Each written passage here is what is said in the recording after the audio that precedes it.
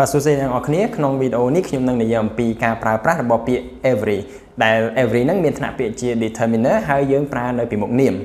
ប៉ុន្តែអ្វីដែលធ្វើឲ្យសិស្សយល់ច្រឡំហ្នឹងគឺគាត់ប្រើនាមពហុវចនៈនៅពីក្រោយ every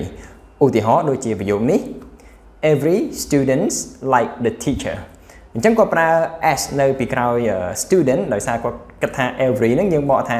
រាល់គ្នាឬក៏ទាំងអស់គ្នាប៉ុន្តែជាក់ស្ដែងប្រយោគហ្នឹងគឺខុសហើយប្រយោគដែលត្រឹមត្រូវគឺ every student likes the teacher អញ្ចឹង student យើងអត់មាន s ទេដោយសារជាទូទៅ every គឺយើងប្រើជាមួយនឹង singular noun